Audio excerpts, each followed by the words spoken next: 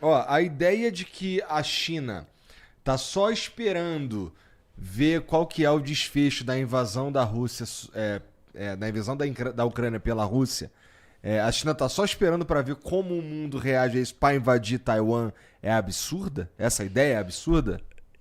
Eu acho que essa ideia existe, ou seja, não é um cenário totalmente implausível, mas ainda há, me parece, esperança na China que essa reunificação, que também faz parte dessa narrativa chinesa de voltar à grandeza, reestabelecer, né, uma grande tradição chinesa e desfazer essa humilhação que o país sofreu ao longo dos últimos séculos, que tudo aquilo possa ser feito de maneira pacífica.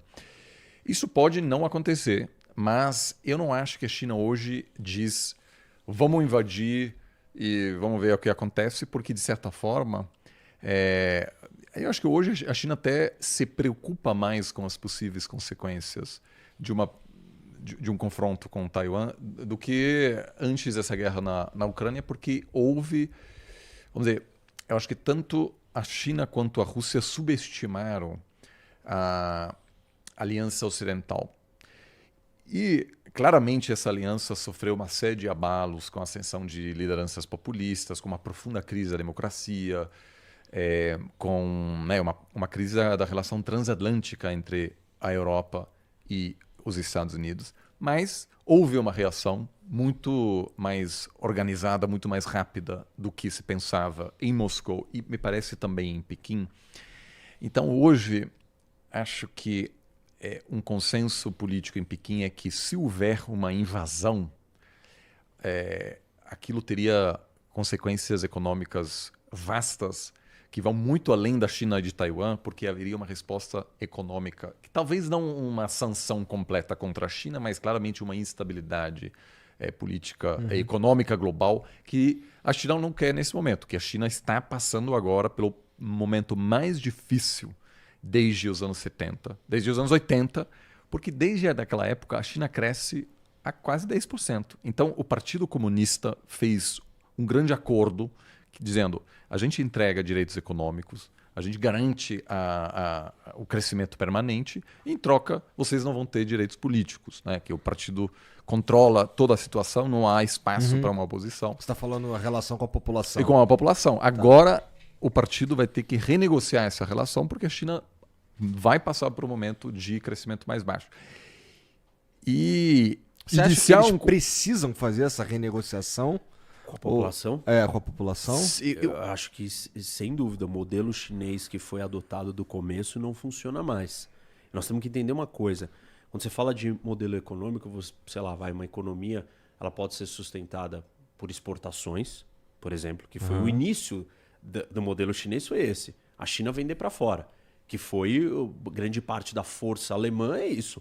Um modelo econômico de exportação. Fabrica um monte de coisa e vende para o mundo. A China virou a fábrica do mundo. Eu vi um tweet teu mostrando que a relação comercial do Brasil ela é dominada pelo tanto exportação quanto importação pela China, né? Isso, cada vez mais importante. E essa é um modelo econômico.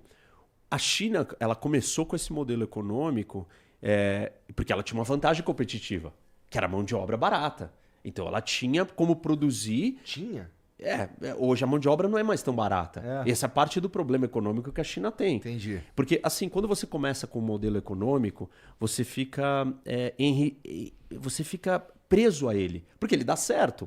E você não vai se adaptando, só que as situações vão mudando, você precisa mudar o seu modelo econômico. E é muito difícil para um país fazer isso sem grandes choques. Sem grandes crises econômicas. A história do Brasil, nos anos 80, uma das nossas crises, anos 60, e vários outros países do mundo tiveram essas grandes crises que são choques de mudança do seu modelo econômico. E o que acontece? A China, quando ela perdeu parte da exportação, isso vem com a crise de 2008, ela começa a ser uma economia que vai crescer na base do investimento, mais do que exportação até. Mas desde o começo a China investiu muito. Investimento de quem? Do governo. Tá. Ou até da iniciativa privada. Mas isso funciona da seguinte forma, porque a economia pode crescer por consumo ou por investimento. Sim. O que o governo gastando por investimento? Vou construir um monte de estrada, um monte de porto, um monte de ferrovia, um monte de coisas que nem louco. E aí você vai contratar um monte de construtora, vai ter um monte de gente que vai trabalhar naquela obra, vai ter que pintar, vai ter que comprar asfalto. E aí Então, parece que a gente tá prosperando pra caralho. isso, porque é muito crescimento. Pra vocês terem uma ideia, o Banco Mundial fala que o crescimento econômico da economia global, a porcentagem do crescimento da economia global que vem de investimento é 25%. Economias maduras é de 17 a 25%. Economias emergentes de uns 28 a 32%. A China é 50%. Nenhum país na história teve esse tamanho de porcentagem do PIB em uma economia de investimento. Vocês conseguem prever qual é o efeito disso? O efeito é o seguinte, ó, só completar o raciocínio. Tá. O que acontece? Você começa a direcionar dinheiro para coisas que são investimentos não produtivos. Então, por exemplo, os governos locais das províncias chinesas, eles não têm receita muito boa de cobrar impostos. Aí o que ele faz? Ele começa a construir estradas que não servem para nada, que vão a lugar algum, grandes trens de alta velocidade que não conectam nada com nada.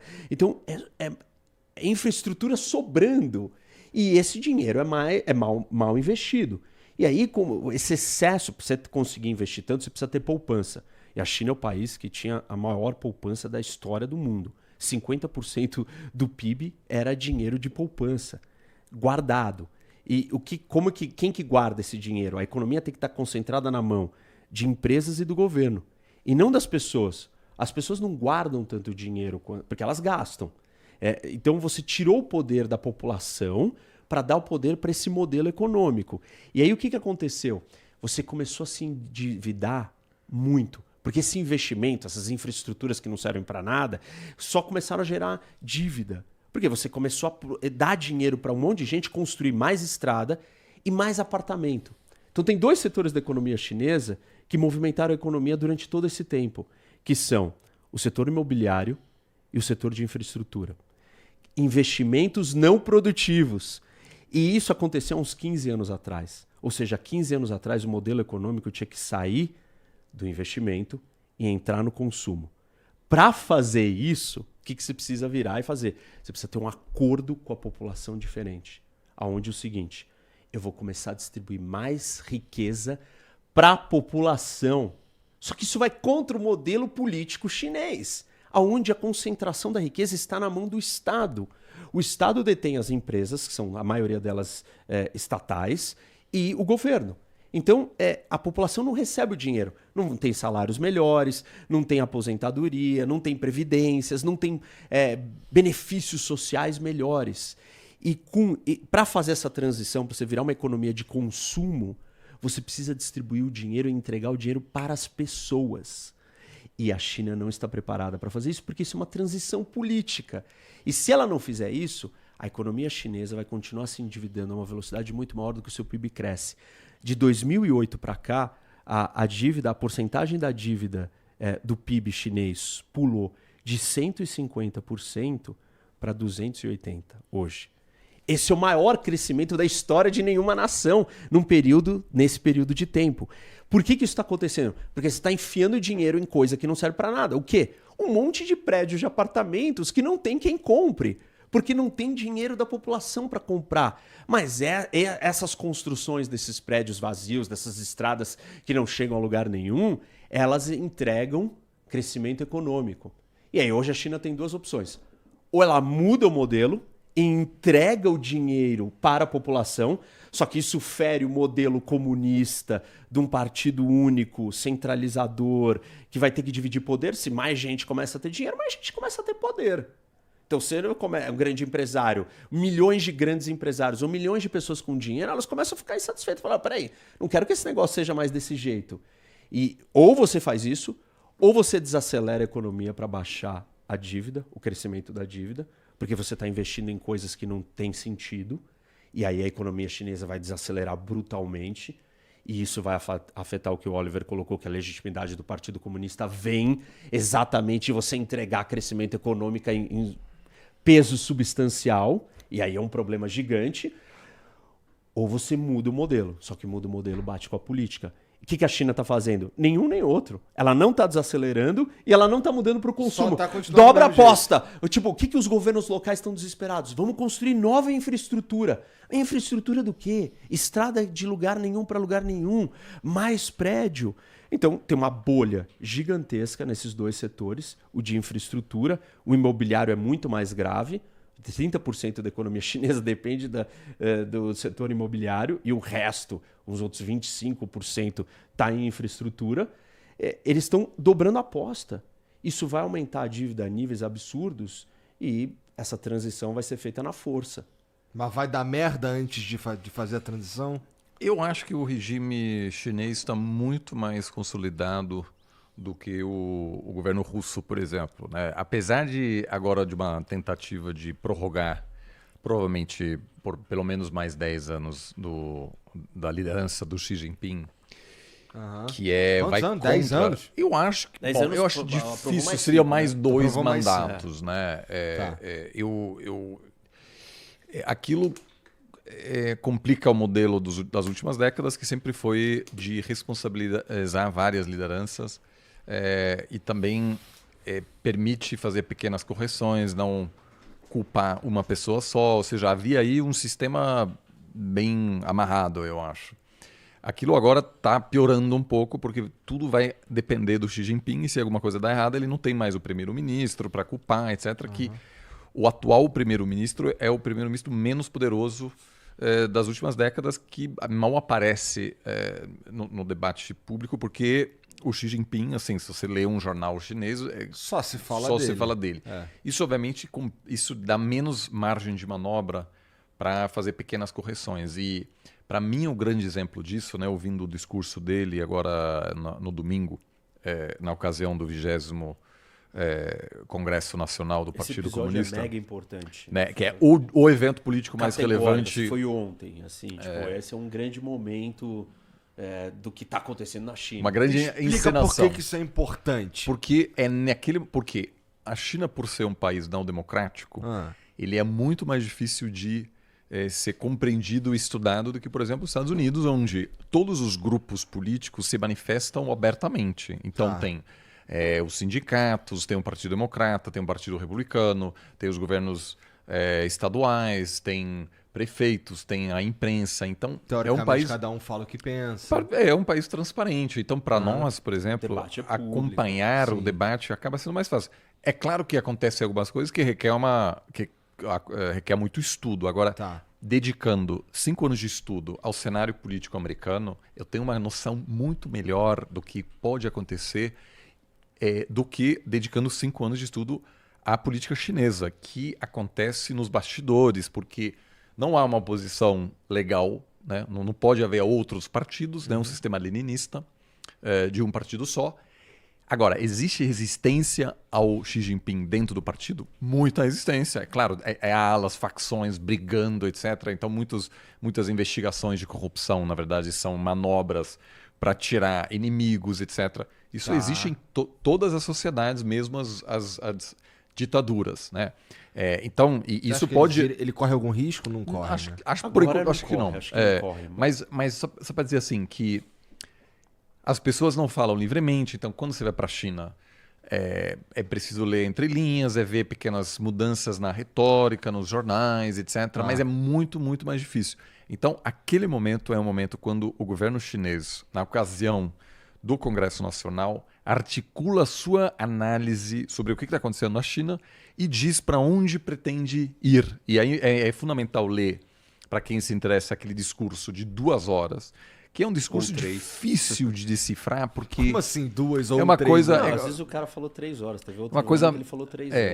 Entendi. É uma coisa meio arcaica, mas assim, eu recomendo para quem gosta dessa temática, ler o discurso de domingo, compará-lo com o discurso de 5 anos atrás, ler aquele de 10 anos atrás, para sentir pequenas mudanças. E é assim que é preciso estudar um partido que é é partido com milhões e milhões de integrantes, o Partido Comunista, mas que não tem... milhões, são 90 milhões não tem, de afiliados ao partido. sim, não tem endereço, não tem número de telefone. Mas Então, 1,5 bilhão, 90 milhões. mas é Pra caralho, né? o pilar do sistema político, tanto que hoje quem manda em Xangai realmente é a pessoa responsável no Partido Comunista para Xangai e não o prefeito. Tá. Muitas vezes essas pessoas pensam da mesma Isso, forma. Esse ponto é muito importante. O Partido Comunista, ele vale mais do que o governo. Quem controla o partido, controla o governo. Entendeu? Então as posições... E tem uma coisa que acontece nesse congresso, que é a eleição de um conselho menor de 7 membros, que fazem parte junto com o presidente. Nossa, eu me sinto muito burro ouvindo vocês falar. porque E eu não tem fazia a menor outros ideia disso, cara. 350 membros que também são eleitos neste momento. E ali você vai ter a mudança das posições das principais coisas. Assim, tipo, quem vai comandar o conselho militar? Quem comanda isso ou aquilo? E essas pessoas podem ser futuros sucessores dele. Mas ele está botando todo mundo ali, né, do grupinho dele.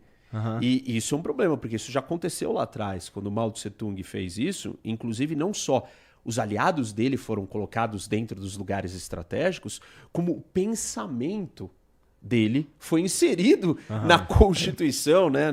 Enfim, nas diretrizes do partido. E agora, com o Xi Jinping, aconteceu a mesma coisa. Então, o pensamento de Xi Jinping está colocado lá dentro, incorporado. Então, isso é um controle, é um passo muito mais perigoso para o que alguns diziam que era uma forma de funcionar dentro de uma ditadura um pouco melhor do que uma pura autocracia. Mas Existia esse